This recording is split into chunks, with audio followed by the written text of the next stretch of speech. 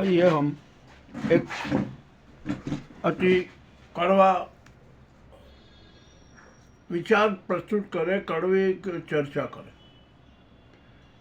मामला अति घातक हो सकता है कि ये चर्चा सुनने के बाद बहुत लोगों को बुरा भी लगे भाई, सच तो सबके सामने। हमारे देश के हालात इतने नाजुक होते जा रहे हैं कि जिसकी कोई सीमा नहीं। हम अराजकता के अंध कुएं में डूब चुके हैं। अब उससे निकलना बड़ा मुश्किल लग रहा है। आइए अब हम बात करते हैं हमारे देश में राष्ट्र, समाज, विधान, संविधान, सनातन धर्म, मानवीय मूल्य, नैतिकता, चरित्र, संस्कृति, सबकी क्रूर हत्या की जा रही। सरेआम क्रूर हत्या हो रही है और उन्हीं के शव पर हम अपने महल खड़े कर रहे हैं। यहाँ राजनीति और धर्म के पंडे गुंडों का आतंक किसी से छिपा नहीं है। ये उन्मादी तत्वों का और गुंडा तत्वों का आतंक किसी से छिपा नहीं है। और सब कुछ विकृतियां है। आखिर क्या ये विकृतियां क्यों है? आइए हम इस पर एक बड़ा गंभीर बात करते हैं। हम 147 करोड़ भारतीय हैं और हम हर भारतीय के अंदर जानवर भी मौजूद है। ऐसा जानवर मौजूद है जो हमें संचालित कर रहा है। हमें उसको पैर के तले नहीं दबा पा रहे। दबा के रखना चाहिए परंतु रख नहीं पाए। हम चाहे किसी भी पद पर हों, चाहे प्रधानमंत्री पद पर हो, गृह मंत्री पद पर हो, धर्म के महान पद पर हों, हम संस्कृति के ठेकेदार हों, हम चाहे राष्ट्रवाद के ठेकेदार हों, हम समाज के ठेकेदार हों, हम सेवा के ठेकेदार हों, हम भगवान के ठेकेदार हों, भगवान के दल्ले के रूप में ठेकेदारी कर रहा हो, सेवा के नाम पे ठेकेदारी कर रहा हो, किंतु हम सब बहुत ही विचित्र स्थिति में हैं। हमारे अंदर जो एक खूंखार जानवर बैठा है ना, हम उसको अपने पैरों तले नहीं दबा पा रहे और वह हमें संचालित कर रहा है। इसी कारण तो देश में अराजकता फैली हुई है, अराजकता। अब आइए वो जानवर कौन? आखिरकार जानवर है ना जो हमें संचालित कर रहा है, हम पर राज कर रहा है। तो आखिरकार वो जानवर कौन? सबसे बड़ा जानवर तो अहंकार है और उससे बड़ा जानवर स्वार्थ है। उससे बड़ा और भी जानवर है तो हमारी विवेकहीनता रूपी जानवर है। और यहाँ पर कितने प्रकार के जानवर हैं जो हमारे शरीर में विद्यमान है। हम 147 करोड़ इंसानों के अंदर विद्यमान हैं। हम कुछ नहीं समझ पा रहे हैं। वही जानवर हमें संचालित कर रहा है, हमारी जीवन यात्रा को विकृत कर रहा है, प्रदूषित कर रहा है। यह बड़ी कड़वी बात है। लोगों को बुरा भी लगेगा कि ये कहेंगे कि अरे हमें गालियाँ दे रहे हैं। हम गालियाँ नहीं दे रहे, हम तो अंदर की जो है ना सच्चाई बता रहे हैं। अब ये मैं नए साल का जो ये देख रहा हूँ ना वातावरण, कि लोग देव दर्शन को आ रहे हैं, देव दर्शन को आ रहा है। ये कोई देव दर्शन को नहीं आ रहा है, ये तो सिर्फ मौज मस्ती करने आ रहा है। मैं सब देख रहा हूँ। मैं जितने जो टूरिस्ट आते हैं, जब मैं राजस्व में निकलते हैं, कोई लड़खड़ाते हुए निकलता है, कोई मजाक करते हुए निकलता है, कोई कहता है यार रात को इतनी पी मज़ा नहीं आया, चलो अब फिर पिएंगे। और ऐसे करते करते हुए मंदिरों के अंदर पहुंच रहे हैं। ये हकीकत है, कोई परिकल्पना नहीं है। अब यहाँ पर मैंने खूब यहाँ देखा कि मैं आज एक मंदिर में चला गया। यूँ मैं मंदिर में हट जाता हूँ, आज एक मंदिर में चला गया। वहाँ पर मैंने देखा भगवान के दर्शन किए, उनको नमन किया और चलने लगा और मैंने कहा प्रसाद भी ले लें। प्रसाद था तो जो भगवान के दल्ले हैं, जो वहाँ के व्यवस्थापक हैं, भगवान के भी व्यवस्थापक हैं, वे जो व्यवस्था करते हैं ना उन्होंने मुझे थोड़ा सा प्रसाद दिया। इसी बीच में 4 लोग आए। 4 लोग आए, उन्होंने व्यवस्था को कहा, ए भाई हमारी क्या व्यवस्था? तो जो भगवान के व्यवस्थापक थे ना, वो हाथ जोड़ कर खड़े होकर, ठहरिए ठहरिए, आपकी विशेष व्यवस्था है। तो उनको एक बड़े पैकेट में, बड़े उसमें बॉक्स में भगवान का प्रसाद उन 4 को दिया। और जो बेचारे दूसरे जो गरीब लोग आते हैं, जो सीधे सच्चे देव दर्शन करने आते हैं ना, उनको जरा जरा सा दे के कहते हैं कि ठीक है जाइए।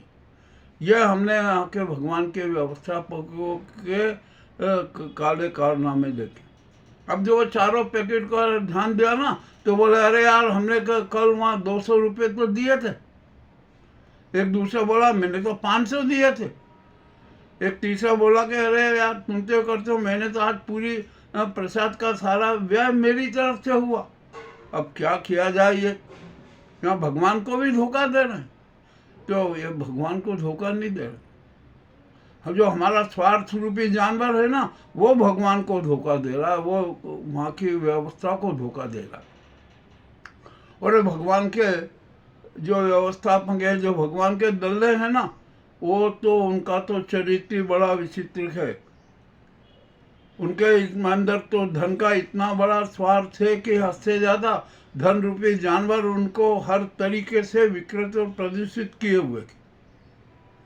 अब क्या किया जाए? इसका उपचार क्या किया जाए? आइए अब हम हमारी बात करते हैं। हम आत्मदर्शन में विश्वास नहीं करते, हम आत्मचिंतन में विश्वास नहीं करते, हम अपना विवेक दीप प्रज्वलन में विश्वास नहीं करते, और अपना जीवन चरित्र है ना, इतना स्वार्थी बना लिया, इतना स्वार्थी बना लिया है कि हम हर प्रकार के कुकृत्य करने से भी नहीं चूकते। धोखा देते हैं, झूठ बोलते हैं, पल पल पे झूठ बोलते हैं अपने स्वार्थ के लिए।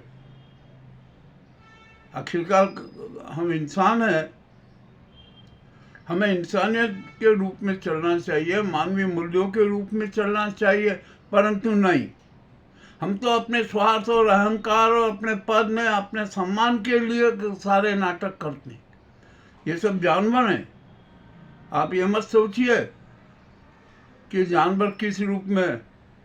हम जब ठगी करते हैं, शोषण करते हैं, अन्याय करते हैं, झूठ बोलते हैं, धोखाधड़ी करते हैं, विश्वासघात करते हैं, हम समाज को तोड़ने की बात करते हैं, आराधना स्थलों में विकृतियां फैलाते हैं, वहाँ पर हिंसा भड़काते हैं, उन्माद का प्रदर्शन करते हैं। हम चाहे किसी भी पद पर बैठे हो, हम जनता को, लोगों को भ्रमित करते हैं झूठ बोल बोल कर। हमें तो अपने स्वार्थ सिद्ध से मतलब है। स्वार्थ रूपी जानवर को हम खूब पालते पोसते हैं, इतना पालते पोसते हैं कि हंसते जा कहते हैं कि बस यही हमारा भगवान है, इसके अलावा कुछ भी नहीं है। और धन कमाने के लिए हम कितने कितने प्रकार के नाटक करते हैं, उस जानवर को चंदा चारा खिलाते। अरे बड़ी विचित्र स्थिति है हमारे यहाँ पर इस देश में। ये संस्कृति के ठेकेदार, धर्म के ठेकेदार है ना जो बन रहे हैं, वे विकृतियों के वे खुद भी शिकार हैं। उनको भी है ना एक जानवर संचालित करता है, सत्ता का जानवर उन्हें प्रभावित करता है, धन और जमीन का जानवर उन्हें प्रभावित करता है। मगर वो कहते हैं कि नहीं, हम तो संस्कृति के ठेकेदार हैं, हम तो हिंदुत्व के ठेकेदार हैं, हम तो मानवीय मूल्यों के ठेकेदार हैं। ये सब स्थिति हमारे देश में हो रही, हम सब देख रहे हैं। यहाँ पर सेवा के नाम पर क्या हो रहा है, आराधना स्थलों में किस प्रकार के नाटक हो रहे हैं, और हम किस प्रकार से शास्त्रीय ढंग से झूठ बोल रहे हैं और उस झूठ को सच के रूप में प्रस्तुत कर रहे हैं। ये सारी स्थितियाँ हमारे देश में जारी है। सच तो यह है भैया कि अब हम कहाँ जाएं और किससे कहें। एक हमने यहाँ पर जो एक न्याय मंदिर है ना, न्याय मंदिर में भी हमने देखा कि वहाँ भी बड़ी विचित्र स्थिति है। वहाँ पर एक धन रूपी जानवर इतना हावी है, इतना हावी है कि हद से ज़्यादा वासना रूपी जानवर इतना हावी है कि जिसकी कोई सीमा नहीं। मामला तो सब गड़बड़ है। अब ये यहाँ पर एक अरावली बचाव का जो हुआ ना, कि अरावली को किस तरीके से तहस नहस किया जा रहा है, भारत की जो प्राकृतिक संरचना है उसको किस प्रकार से प्रभावित किया जा रहा है। और ये सारा का सारा कांड ये राजनीति और धनखोर के पंडे और गुंडे कर रहे हैं। इन्हें कितने अधिकार दिया कि आप जो प्राकृतिक संरचनाओं की आप गाइडलाइन बनाइए? इनको कोई अधिकार नहीं है। अरावली में मेरे कल भी हमने बताया था कि 27,993 अवैध उत्खनन हुए। आखिरकार उत्खनन का माल कहाँ गया, किसके उधर में समाया हुआ है?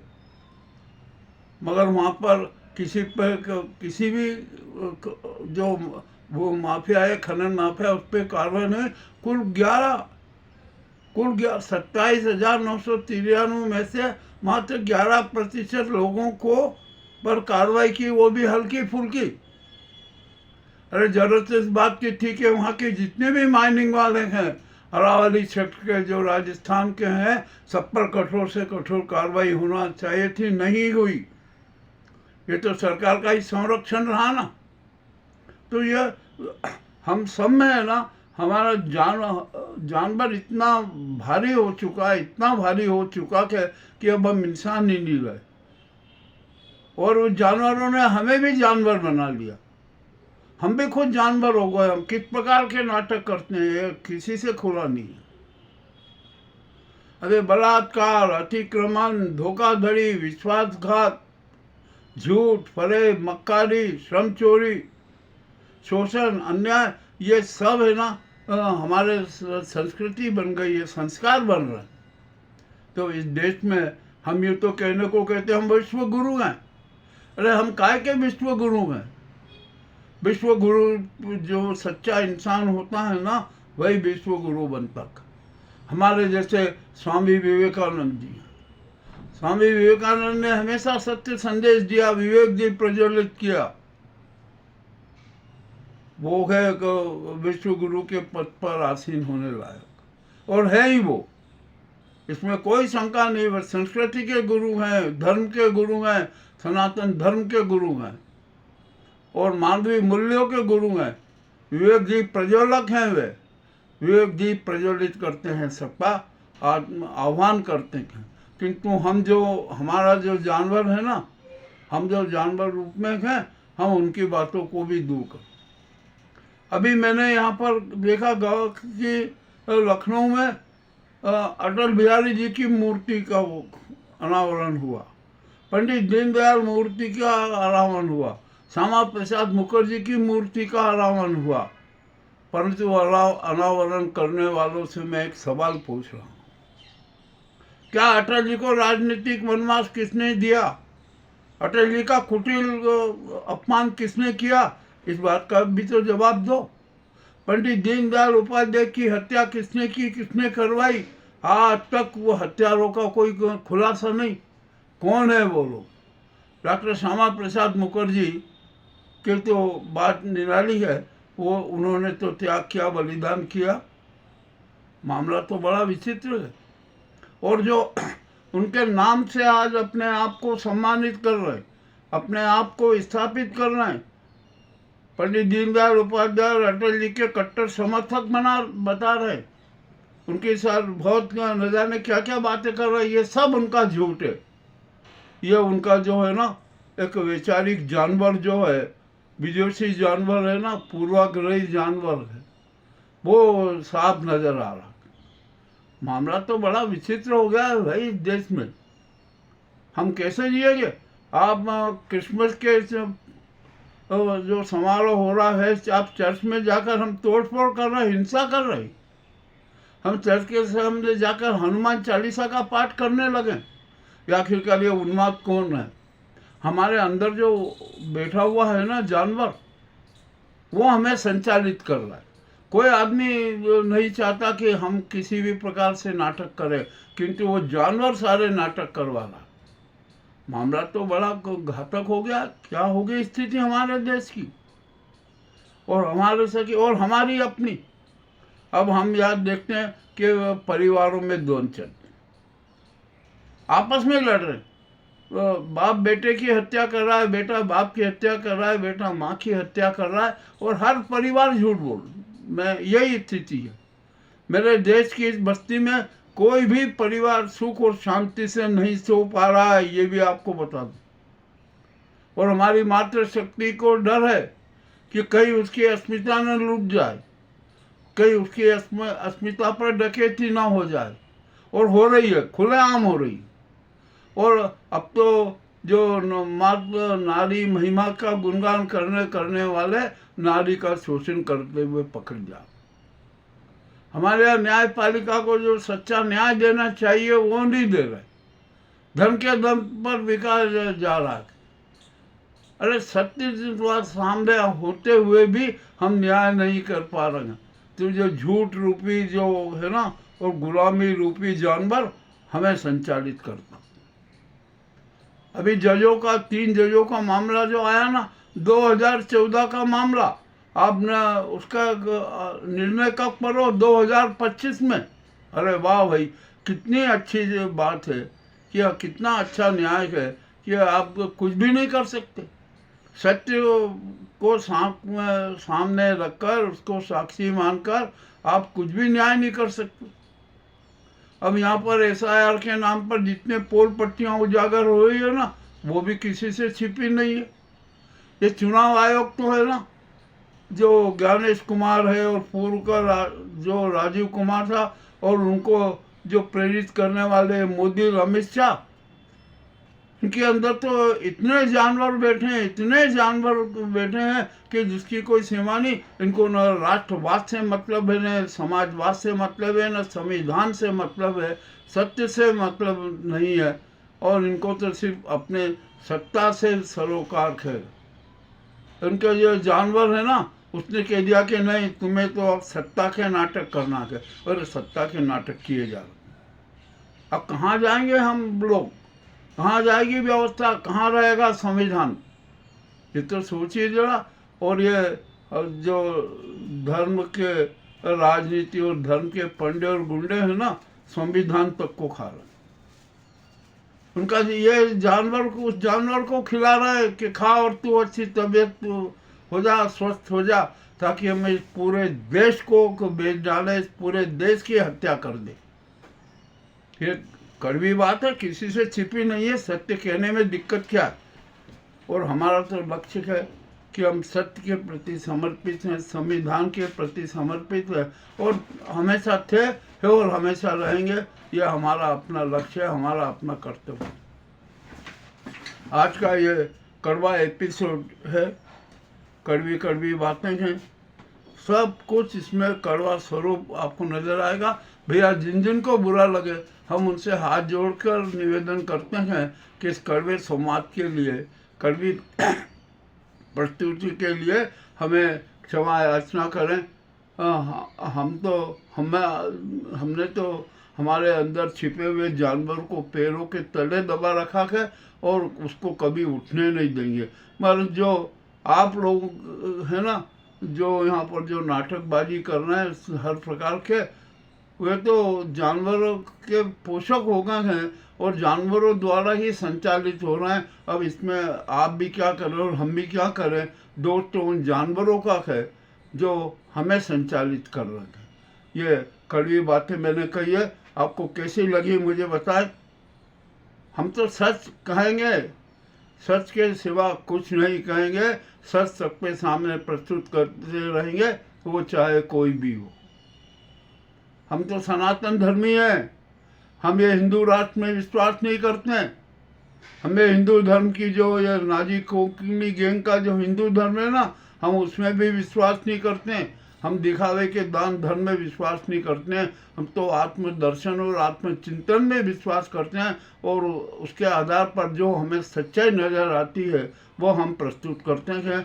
आज के इस कड़वे एपिसोड के लिए हमें क्षमा भी करें, और आपको ये कैसा लगा ये भी हमें बताएं। बहुत बहुत धन्यवाद।